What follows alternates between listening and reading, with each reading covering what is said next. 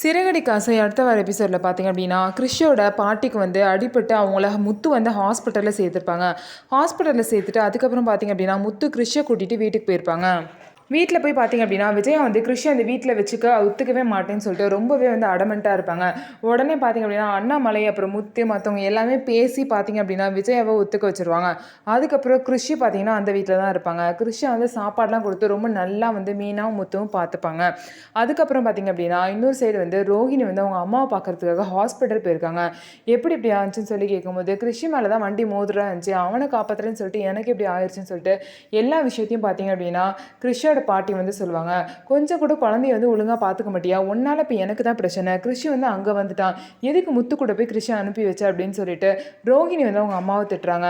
முத்து தான் என்னை காப்பாற்றி ஹாஸ்பிட்டலில் சேர்த்தான், அதனால தான் அவங்கள கூட்டிகிட்டு போனான், மற்ற யாருமே எல்லாமே வேடிக்கை பார்த்து தான் நின்னாங்க அப்படின்னு சொல்லிட்டு கிறிஷோட பாட்டியும் ரோஹிணி கிட்டே சொல்கிறாங்க. இருந்தாலும் ரோஹிணி பார்த்தீங்கன்னா அவங்களை திட்டிகிட்டே தான் இருக்காங்க. அதுக்கப்புறம் நைட்டு தூங்கும்போது கிறிஷ் பார்த்தீங்கன்னா ரோஹிணியோட ரூமுக்கு போயிடுவாங்க. அங்கே போயிட்டு பார்த்தீங்கன்னா, நான் உன் பக்கத்துலேயே படுத்துக்கிறேம்மா அப்படின்னு சொல்லுவாங்க. இல்லை கிறிஷ், நீ பக்கத்தில் இருந்தும் என்னால் பார்த்துக்க முடியலன்னு எனக்கு ரொம்ப கவலையாக தான் இருக்குது, இப்போதைக்கு கொஞ்சம் பொறுத்துக்கோ, அதுக்கப்புறம் நான் வந்து உன்னை கூட்டிகிட்டு போய்க்கிறேன்னு சொல்லிட்டு ஆறுதல் சொல்கிறாங்க. ஆனால் மீனா பார்த்தீங்கன்னா எங்கள் பக்கத்தில் படுத்திருந்த கிறிஷை காணோம் அப்படின்னு சொல்லிட்டு பதறி அடித்து பார்க்குறாங்க. அப்போ ரோஹினியோட ரூம் டோர் திறந்துருக்கு.